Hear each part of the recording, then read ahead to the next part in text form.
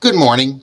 This is Jason Carlasio back on here in a few weeks talking about conservative politics, mafia history. I know it's Merry Christmas to everybody. Merry Christmas. Happy New Year. I'm hoping in the new year to do more of these shows. I run two businesses, so it's very difficult. Um, but by the way, I know Angela Gotti lately, she's been doing shows. Angel Gotti's been doing shows every other night. Make sure you pay attention to her, tune into her. She's on lately like every other night. She has an excellent show. James Proctor also has an excellent show, so tune into both. And have quite a bit to talk about here and what's going on.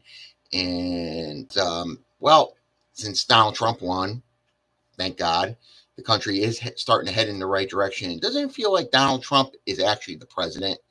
Do we hear any more from Joe Biden? Do we hear any more from Kamala Harris? Absolutely not. They've disappeared, fall off the radar. We have drones going over our country. We don't know. These could be enemies spying on us. Do we hear anything about Biden? Do we hear anything from Kamala Harris? We feel like Donald Trump is the president now. He's going overseas. He's talking to people. He's made excellent appointments to his cabinet. I mean, it feels like he's the president. It just shows Joe Biden's been absent. And it seems like everything the Biden administration does, it's a disaster. They cannot get anything right. Now, as far as pardoning his son and stuff, he said he wasn't going to pardon, and he did.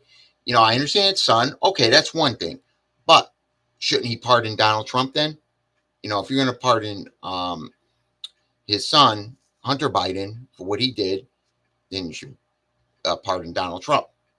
And I wouldn't be surprised if you hear that. I don't think he's going to do it, but I wouldn't shocked. I mean, I'm not totally ruling out just to spite the Democrats and Kamala Harris, but I don't think it's going to happen. I just wouldn't totally rule it out. But as it gets closer, but I think he should. If he's going to pardon his son, he should pardon. If he's going to pardon Hunter Biden, should pardon Donald Trump. But doesn't it? Now it seems like that Trump is the president now. January 20th can't come soon enough. And Tom Homan meeting with Blue City mayors. We have to do something about these illegals, these migrants. This is a foreign invasion.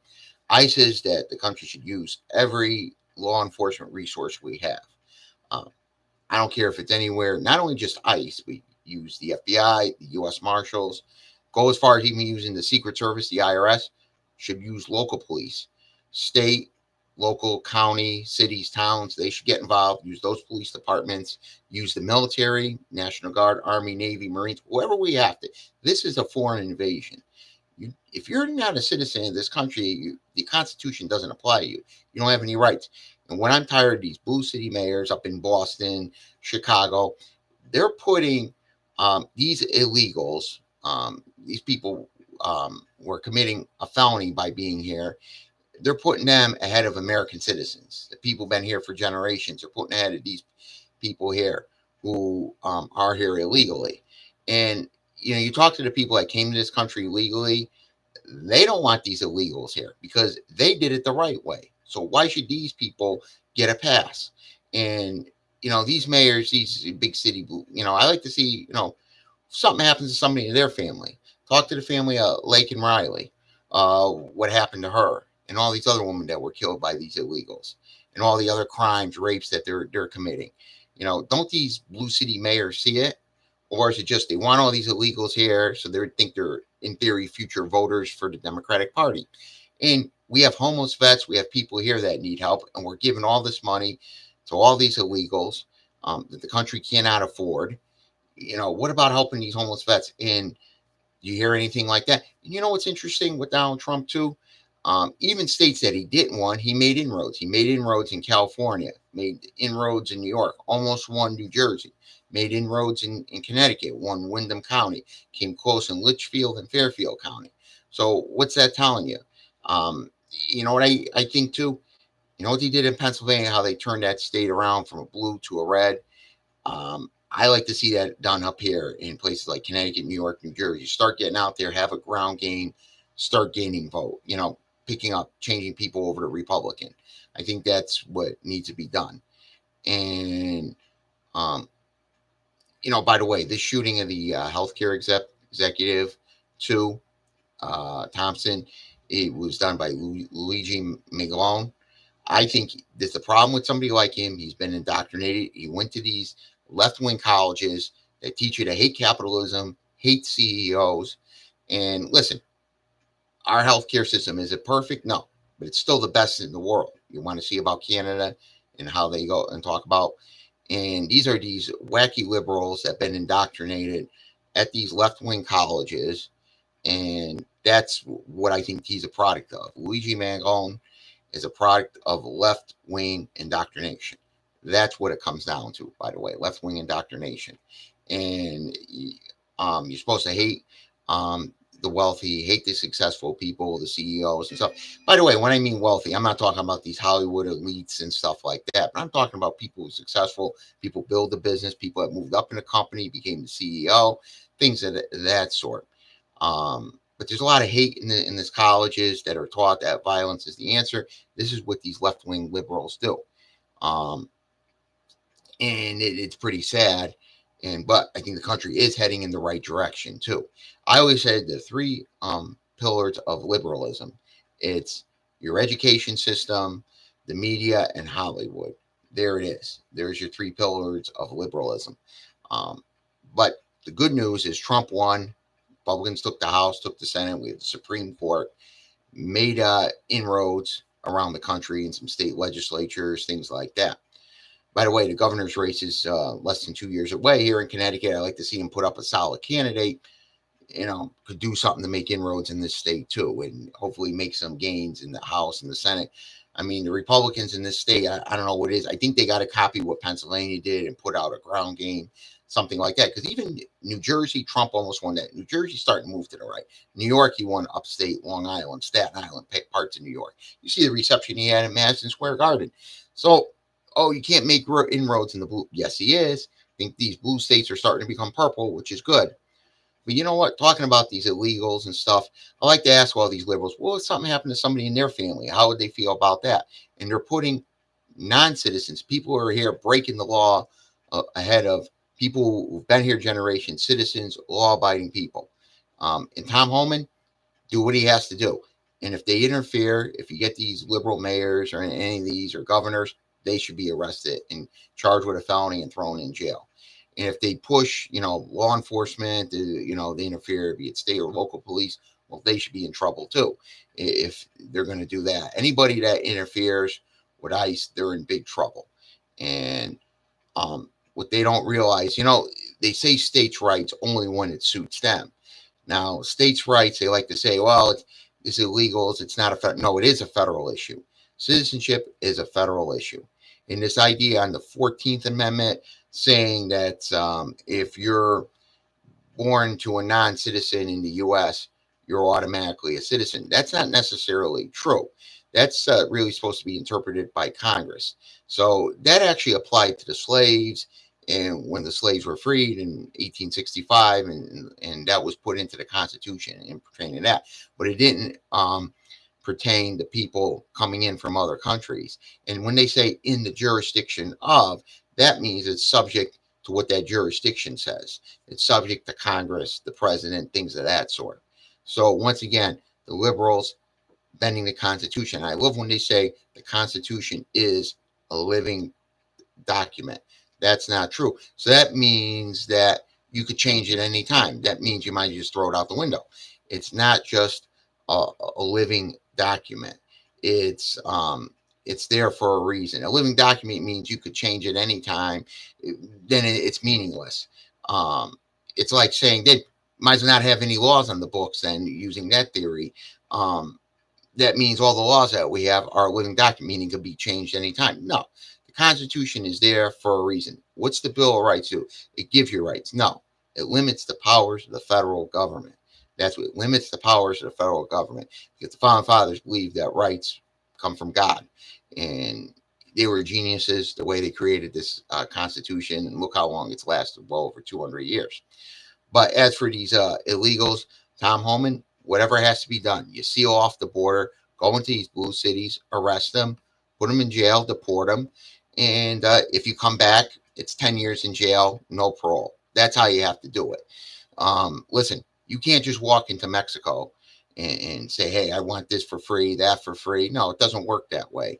You can't go into other countries. You can't go into North Korea and do that, or Russia. So why should you be able to do that here? And how much money is this costing us too? Free cell phones, free housing, free this and that. And yet you got homeless people, you got homeless vets. Um, and this was, to me, was almost the number one issue. I think that the border, crime, the economy, those were the number one issues. And what I like about the Trump administration, finally doing what I've been saying, the administrative state, the fourth branch of government. I mean, that's another thing. How many federal workers you got? They've been working at home since COVID. We don't know what they're doing. Well, they have to report to work like everybody else. If not, they're fired. Simple as that. And I know that the unions and the federal government are not happy, which I believe, if you're working in the public sector, you shouldn't be unionized. And there are many good people in the federal government. Yes, I am not saying they're bad, but for the ones that are not doing their job, they should be fired. And these ones that just work from home, well, they have to report to work like everybody else. If they don't, they're fired. Simple as that. Then they have to go get a job somewhere else, go get a job in corporate America, things like that. And these federal employee unions, this is what I have a problem with public sector unions. They want to dictate to the taxpayers. No, you work for us. We don't work for you. That's the big thing. And what did they say? Ramaswamy and Elon Musk, what they think about $2 trillion worth of waste that we could cut. What do we have? A $36 trillion debt, not deficit, debt. See, there's a big difference between deficit and debt. Deficit goes with your operating expenses. Operating expenses exceed income. But this is the debt, money that's being borrowed with bonds. And who's going to pay for this debt? $36 trillion debt. Boy, if we could cut $2 trillion out of the budget, let's put that towards cutting taxes, paying off the national debt, things like that. Make this country debt-free for the first time since 1834.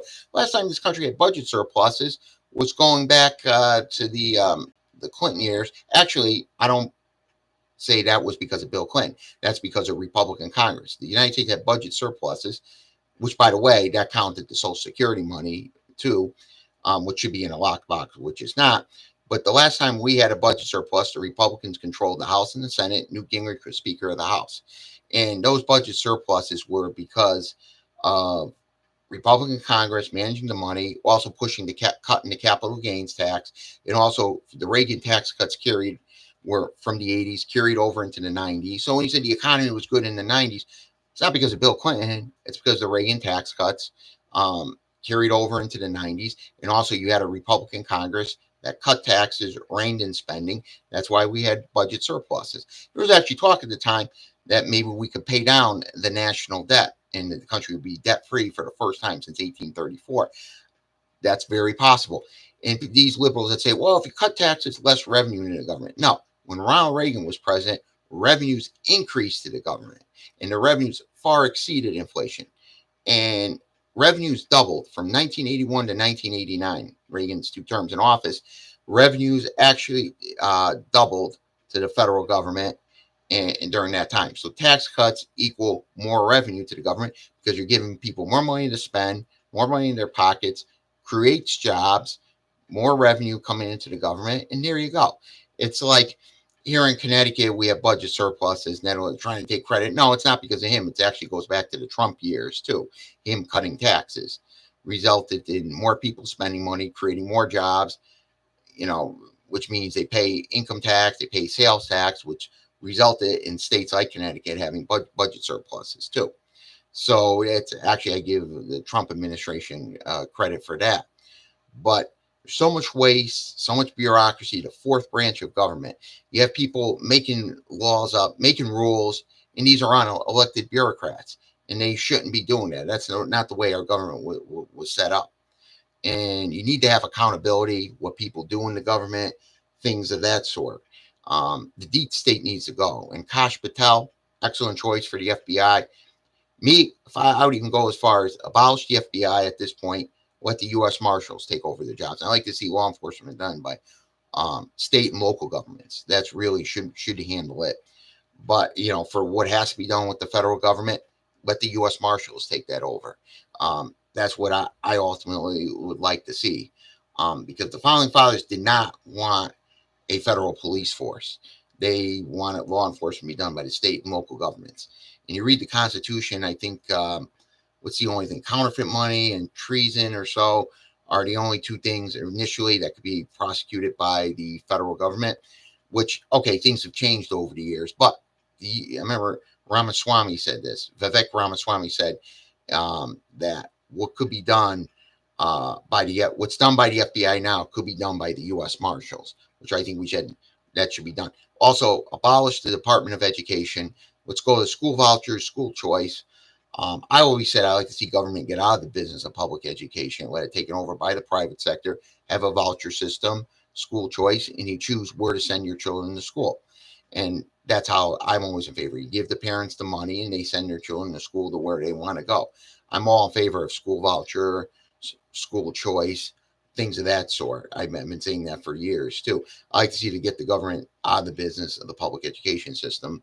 And right now it's under the power of the teachers unions, which are very far left, infiltrated by communists. And again, there are good teachers out there. I'm not saying that. But the problem is good teachers are not rewarded for the job they do, because with the teachers union, every teacher gets the same pay. Every teacher makes 60, 70,000 a year, no matter what their performance are.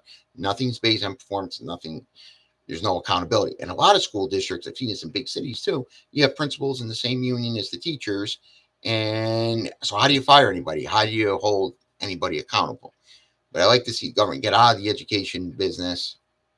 That's one thing. Go to school vouchers, go to school choice. And by the way, too, with the government, too, how much assets does the government own? That buildings that are empty, things of that sort, land that they could sell and the private sector develop it. Or at the very least, lease it out to the private sector, let them drill for oil on this land. And like Trump says, we have liquid gold there, but let these countries drill on it, let these companies, private companies drill on this land, and let the money that comes in, the revenue, the federal government could get a piece of that too, this land that they own, or just sell it off to private companies, and the government would obviously get the tax revenue for that.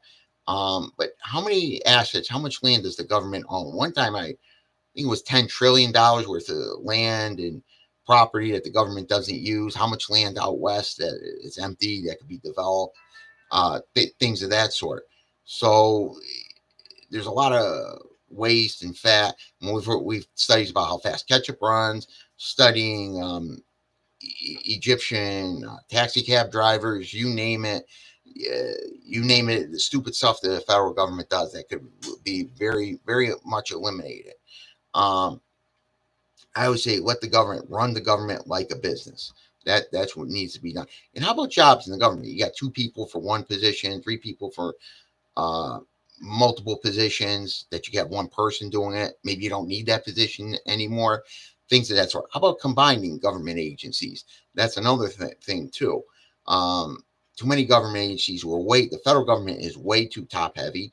And another thing too, I like to see the federal go to where federal employees go to a 401k, or they call it a thrift savings plan, and phase out pensions and lifetime benefits. And what you should do is you go to a thrift savings plan with an annuity option. So when you retire, you have the choice of taking that money as a lump sum, put an IRA, or you put that money in an annuity that will guarantee you payments for life, or part of it in an annuity, something to that. Because I believe the thrift saving plan with the federal government, I believe it's dollar for dollar up to 5%, which is excellent. I'd be in favor of increasing that and phasing out pensions, phasing out lifetime medical. And when you're 65, you go on Medicare like everybody else. And that's what I believe should be done. And that's a way government could save a lot of money, because the liabilities for pensions and benefits for retired federal employees are very high. And that's a move that I like to see the government make. What the private sector has done, go to the what they call them, the public sector 401as, private sector 401ks. Go to 401as and phase out pensions and lifetime benefits. And you have Social Security, Medicare. You have thrift savings plan, called a 401a. And then people also have IRAs, other things they could invest to. And then those 401as, you have an annuity option where you could take that money as monthly payments, or you could take that, roll it over to an IRA. You could do part of it monthly payments, some of it into an IRA, things of that sort. think that's something that needs to be addressed. I know one time before 1984, the federal government had where you just paid into pensions, you didn't have Social Security, federal employees didn't pay into Social Security. Then Reagan did change that, which was a good move. Federal employees start to pay into Social Security starting in 1984, and which was a good move. And I also think too, at the very least, retirement ages could be pushed up to at least 60, 62, somewhere in that range. But the big thing is, I think, go to phase out pensions and benefits and go to 401as, which actually is a win-win, because not only does the government make out, but the employees themselves make out, because you do a lot better with a 401k or a 401a than a pension. You do a lot better than that. And if you're worried about medical benefits, well, you have Medicare. And right now, if your income's not high enough, you get Part B paid for. If your income's not high enough, Medicare savings program, you get Medicare, Medicaid. And if you retire before 65, you have options there. You have the marketplace, the health exchange. There's different, programs out there. You can even set up where federal employees get the money as a group rate. They don't get it subsidized, but they do get the health insurance as a group rate. But similar to what private employees get. And by the way, Obamacare has been a disaster. That needs to be go. I think Donald Trump did the best what he could. President Trump the best what he could do with it. But that needs to go, because that's really been a disaster. And it's not as cheap as people thought it was. It's actually more expensive. And I think there's different ways we could go with that. I think health savings accounts are a great way to go. Things of that sort. Federal employees have that option now, health savings accounts, which is a good way to save for health insurance when you retire. But I think that's something that has to be addressed. And like I said, put federal employees, go to, as they say in the public sector, private sector 401ks, go to 401as in the public sector, you save, you have the annuity option, then you have Social Security, Medicare, and it's a win-win. They would actually be better off. You are better off with a 401k over a pension, or in the public sector, you're better off with a 401a compared to a pension. And you're better off with that, and the federal government would be much better off too. They wouldn't have the long-term liabilities. In Social Security, I like to see some type of privatization with Social Security, where at least, yes, you're still paying the Social Security, Medicare, but you have a choice of where you want to invest the money. So instead of getting, say, $2,000 a month for Social Security, if you were allowed to invest that money, you could be getting $8,000, $10,000 a month. It's much better off. Just like 401ks, you're much better off compared to pensions. Same thing. If you were able to invest that Social Security money where you wanted to, you'd be much, much better off. What's the rate of return on Social Security? 2% compared to what you could be getting, investing. What's the historic rate of the stock market? 10%. Even bonds, 5, 6% return. Even money market accounts, you get 4 or 5%. You do a lot better than what you're getting with Social Security, or your rate of return of 2%. But what I do like is the fourth branch of government's finally being taken on. Elon Musk, Vivek Ramaswamy, perfect choices, very successful people. And I think there was one company that Elon Musk took over where he fired 80% of the people. Well, you know what? It's not business as usual in Washington anymore. The taxpayers can't afford it. Things have to be changed. Shouldn't have unelected bureaucrats dictating our life, what could be done, things like that. And you notice too, when the Biden administration, actually, I shouldn't say it's Biden. I think it's Obama. Somebody else behind it's doing, where they're trying to Trump-proof things. They're putting money to all this money, billions of dollars towards electric cars, things of that, which we know. Listen, there is a place for electric cars, but we're not ready for electric to go to all electric. And by the way, doesn't that energy have to come from somewhere? You have to get electricity from somewhere. And by the way, I like, finally, we have liquid gold in this country, like Donald Trump says, President Trump. There's plenty of, we could do a lot of drilling here. We should be energy independent. When Donald Trump was president, we were energy independent. With Biden, we become energy dependent. My question is, do these foreign governments have something over the Biden family? They have something over Joe Biden and his family. Like, he's very, he sold us out to China, basically. He sold us out to other countries. And I just wonder that too. Does China have something over the Biden family? And I start to think that. because he really sold us out to other countries. He sold us out to Iran too. Iran was going broke; they were going bankrupt. Now they could be on the verge of a nuclear weapon, and certain things, some of their facilities may have to be taken out there. And so when Donald Trump was president, we didn't have these wars. Inflation was low, maybe non-existent. Um, and right now, wages have failed to keep up with inflation because the government printing out all this money. Look at the price of gas. I think it got down as low during COVID, $1.10. It was definitely under $2. It was around $1.50, $1.60. I remember. Um, you see how good our economy was. Crime was low. The border was the most secure ever. So think about how successful we were with the Trump administration. Thankfully, we're going back to those days, and he has a Republican House, Republican Senate to work for.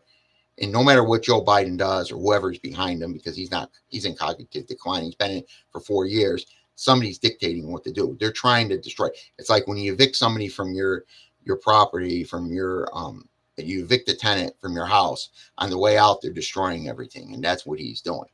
And I don't know what it is with the Biden. Do they hate this country that much? Do these liberals hate this country that much? That's what I think it is. They hate this country that much. That's what it is. And these people threatening to move, go right ahead. I'll pay your plane ticket. Go leave. Go to another country. See what it's like. We're still the greatest country in the world, thankfully. Go live in Mexico. See how it is there. Go live in Venezuela. And that's another thing too. Tom Homan want to take out these gangs that are coming into this country. Good point I heard too. I think Mike Francis said it too. Didn't it at its high point in the 80s, the FBI had what? 2 or 3 FBI agents for every one made guy in the mob. But why aren't we putting any effort into getting rid of these gangs? Where's the FBI? Where's the U.S. Marshals? Where are they doing anything about these gangs? Where's ICE? Well, that is turning around. They're going to, go after these criminals. But all this effort over the years was put in the mob, and the mob was not a threat to the average person. They were not a threat to the average person. We put all these effort into these, what's considered organized crime, but nothing about these gangs coming into this country and all these illegals committing all these crimes. How come nothing's done about that? That's what I don't understand. Are these just their counties on future voters? I don't get it. What is it? Something has to happen to their family. I don't get where these wacky liberals are coming from. But the only thing is, not saying I agree with everything. I do agree with Eric Adams, at least the mayor of New York City, sitting down with Holman. All right. I want to thank you for coming on. I'm all done. Merry Christmas. Happy New Year. We're all done. Thank you. I was doing something online here. That's what it was.